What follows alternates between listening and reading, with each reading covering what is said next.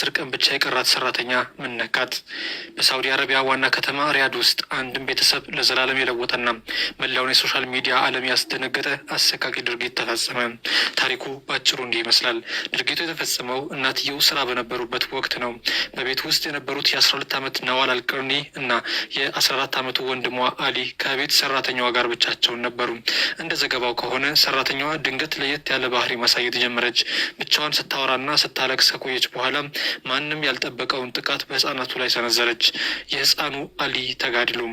ሰራተኛዋ ነዋልን በቢላ መውጋት ስትጀምር ወንድሟ አሊ እህቱን ለማዳን በቆራጥነት ጣልቃ ገባ።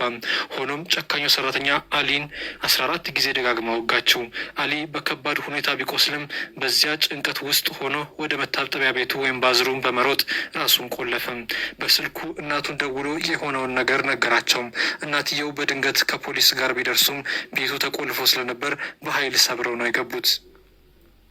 ውጤቱም በሚያሳዝን ሁኔታ የ12 ዓመቷ ነዋል በደረሰባት ጉዳት ህይወቷ አልፏል። አሊ ግን በሕክምና እርዳታ ተርፏል። የሚገርመው ነገር ይህች ሰራተኛ የኮንትራት ጊዜዋን ጨርሳ ወደ ሀገሯ ኢትዮጵያ ለመመለስ የቀራት 10 ቀናት ብቻ ነበር። ትልቁ ጥያቄም በስደት ላይ ያሉ ወገኖቻችን ላይ የሚደርሰው ስነ ልቦናዊ ጫና ወይም ሜንታል ሄልዝ እና ድንገተኛ የባህሪ መለወጥ ለእንዲህ አይነት አሰቃቂ ወንጀሎች መንስኤ ሊሆን ይችላል ወይንስ ሌላ የተደበቀ ምክንያት ይኖራል? ወንጀል መፍትሄ አይደለም። የጠፋው ህፃኗ ህይወትና የተበላሸው የሰራተኛዋ ህይወት ሁላችንንም ሊያሳስበን ይገባል። እናንተስ ስለዚህ ጉዳይ ምን ትላላችሁ? ጫናው የበረታባቸው ስደተኞች ላይ የሚታዩ ምልክቶችን መረዳት እንዴት ይቻላል? ኦኬ፣ እንደሰማችሁት ነው እንግዲህ እንደሰማችሁት እቺ ልጅ ወደ ሀገሯ ልትመለስ ኮንትራቷን ጨርሳ 10 ቀን ነበር የቀራት። ቤት ውስጥ የ12 ዓመት ልጅ ነዋላለች። ወንድምየው ደግሞ አሊ የ14 ዓመት ልጅ ነው። ያው እናታቸው ሰራተኛ ናት። ስራ በሄደችበት ሰዓት ነው እንግዲህ እሷ ስራ ነው። ግን እነሱ እንደተናገሩት ከሆነ በመጨረሻ ሰዓት ላይ እቺ ልጅ ቤት ውስጥ ብቻዋን ማውራት ትጀምራ ነበረ። ያው ስራም የሰራች ግን ብቻዋን ታወራለች።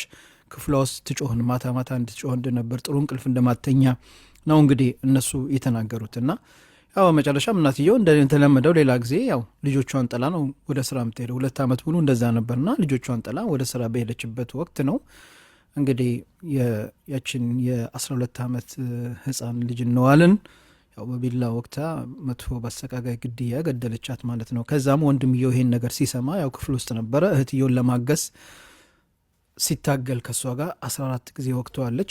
ከዛ እሱ ምንም ነገር ማድረግ ሳይችል ያው አቅም ሲያጥረው ምንድን ያደርገው ሩጦ ሽንት ቤት ሐማም ገብቶ ቆለፈና እናቱ ጋር ደውሎ እናቴ እባክሽን ደረሽልን፣ እህቴ እንደዚህ ነገር አጋጥሟታል፣ ሰራተኛዋ ምን እንደሆነች አላቅም፣ በቢላ እኔንም ወቅታኛለች፣ እህቴንም ወቅታለች ብሎ ለእናቱ ሲናገረው እናትየው ወዲያው ለፖሊስ ነበር ያመለከተችው።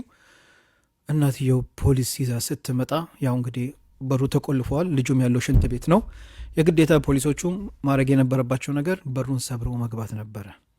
በሩን ሰብረው ሲገቡ ያቺ ነዋል እንግዲህ እሷን ህይወት ማትረፍ አልተቻለም። በጣም በኃይለኛው ስለወጋቻት። ወንድምየው ግን 14 ጊዜ ብትወጋውም በሕክምና ለመዳን ችለዋል። እቺ ልጅ እንግዲህ የቀራት ወደ ሀገሯ ልትመለስ ኮንትራቷን ጨርሳ 10 ቀን ነበር። 10 ቀን ሲቀራት ነው እንደዚህ ያደረገችው። አሁን ያው ይሄ ነገር የተከሰተው በ2018 በፈረንጆች አቆጣጠር ነው። ከስንት ማለት ነው? ከ8 ዓመት በፊት ነው። አሁን እስር ቤት ውስጥ ያው የሞት ፍርዷን እየጠበቀች ነው። እቺ ልጅ ሌላ ልጅ ናት። በነገራችን ላይ ብዙ ልጆች ሌላ እየመሰለቻችሁ ነው። አሁን የምናገረው ስለ ሌላ አይደለችም። እቺ ሌላ ልጅ ናት። ሌላ ናት። ኦኬ። ስለዚህ እቺ ልጅ የሞት ፍርዷን እየጠበቀች ነው። እና ግን ለምንድን ነው እንደዚህ አይነት ነገር የሚከሰተው? የመጀመሪያ ጊዜ አይደለም። ሌላም በዚህ አይነት መንገድ ነው እንግዲህ የተከሰተው ነገር ታውቁታላችሁ። እቺ ልጅም ሌሎችም በዚህ አይነት መንገድ የሞት ፍርድ እየጠበቁ እስር ቤት ያሉ እህቶቻችን አሉ፣ ወገኖቻችን አሉ። ግን ለምንድን ነው እንደዚህ አይነት ነገር የሚከሰተው ላይ የሚለው ብንነጋገር ደስ ይለኛል።